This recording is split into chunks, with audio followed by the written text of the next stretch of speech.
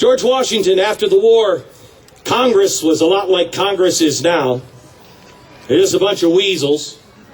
Not a lot has changed. So, Congress was not paying the soldiers. And they had fought hard. I mean, Valley Forge, you think it was bad? They didn't even have pants. It wasn't they had shoes. Some didn't have pants. Some didn't have shirts. Martha Washington used to go and sew it for the men. Well, after it was all over and they defeated the greatest army on earth, they thought, you know what? Let's take them. Because look at these weasels. We can take them. George Washington was not going to replace one tyrant with another. He found out about it. He had gone to Congress to get one congressman to actually promise that they'd be paid, but the men didn't believe it. And they were holding a secret meeting that George Washington found out about. They were holding a secret meeting where they were plotting to go in and kill all of the members of Congress. And Washington walked in, and the room fell silent. And he said, "Gentlemen, what you're about to do here is wrong. We can't do it. You know it's wrong." No one was convinced. He said, "Let me read something that I have from a member of Congress." He took out of his pocket a pair of glasses. He put them on his face. No one had seen George Washington wear glasses before. This was a guy who used to wear, his full uniform, sit on the big white horse and go into battle, and he had never been wounded. They thought this man was indestructible. They thought this man was almost darn near a god. When he put his glasses on, he was humbled in front of them. And he looked at that paper and tears started rolling down his eyes because he realized that his troops were seeing his weakness. And he said, "Gentlemen, I apologize. My eyes have grown old and weak in your service." The room got quiet. He took his glasses off and left. As you know, they didn't attack. It didn't happen. Because they trusted that man. So, after the Revolutionary War, our founders were debating a couple of things. Because Whitefield had come over here, and he had brought up Moses again. The Pilgrims saw themselves as the chosen people as well. And these guys, they were debating a strange debate. A lot of them were in love with the Native Americans and the culture. And there was this great debate in the 1700s that maybe, said John Adams, the Indians are Jewish. Jefferson said, no, they're not Jewish. I know what you're saying, their rituals are kind of Jewish, but no, there's something about their writing. And in the 1800s, he was comparing their writing. He was comparing ancient American with Egyptian. He said, they're Egyptian. They said, you're crazy. This debate went on for a long, long time. In the meantime, the country started to move forward. 1808. Let me ask you this. This is from a sermon from Absalom Jones in 1808. I read this and I thought, boy, has anybody ever heard of this? He said in this sermon, "Let the first day of January every year be set apart as a day of public thanksgiving. Let history descend by these means every 1st of January to our children in the remotest generations. And when they ask, what means the lessons of the hymns, the praises, and the prayers of this day? Let us answer them, the Lord on this day did what?"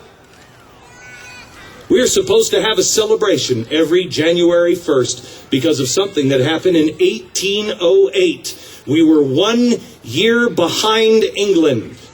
1808, we stopped the slave trade. And little do we even remember that date today. January 1st, a day of thanksgiving that the Lord worked miracles in our hearts and stopped the slave trade peacefully through the Constitution, stopped the trade of men.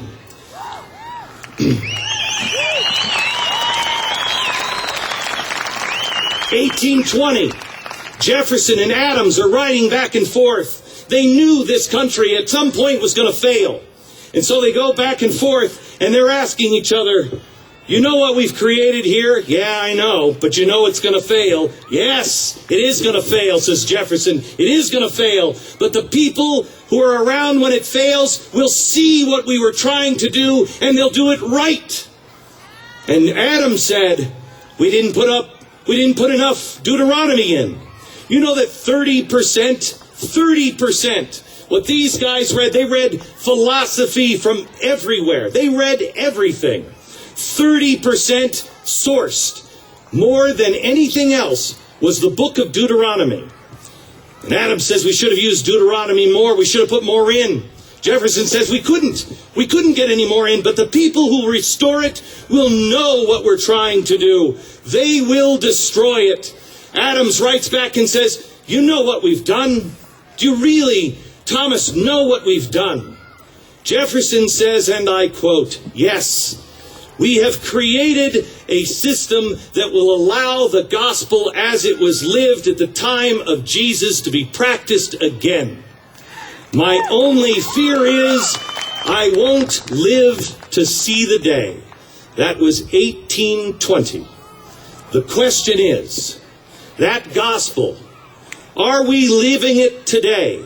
I don't care what religion you're in, but are you living that gospel, that blessing that these men have given us? Are we living it? Or are we signing those off to somebody else? Are we living a gospel of social justice? Are we letting someone else do the work for us? Are we letting the government tell us how we can be charitable? Or are we being charitable ourselves? Are we doing the things in our own lives and teaching our own children and really, truly reaping the blessings of this country? All we have to do is remember who we are.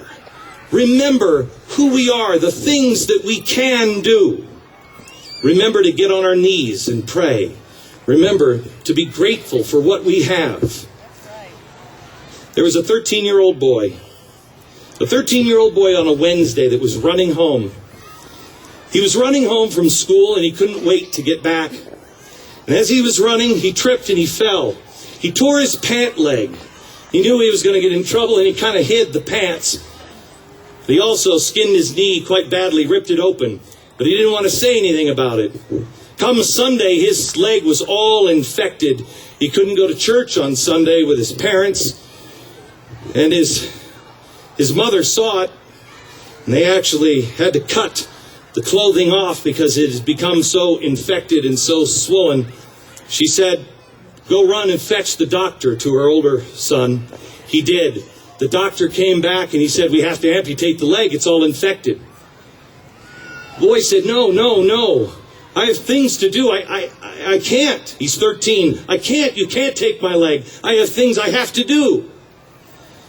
His mother and his father walked out of the room with the doctor as they discussed in the other room. He called his older brother Edgar in and he said, Edgar, you stand by the door. Don't let them in. Don't let them take my leg. I'm telling you, I can't lose my leg. I can't lose my leg. His brother Edgar actually held the doctor at the door and wouldn't let his doctor come in and cut the boy's leg off. Finally, the doctor said, that boy is going to die now. It's going to take a miracle. And the parents at that time realized that they hadn't gotten down on their knees and prayed.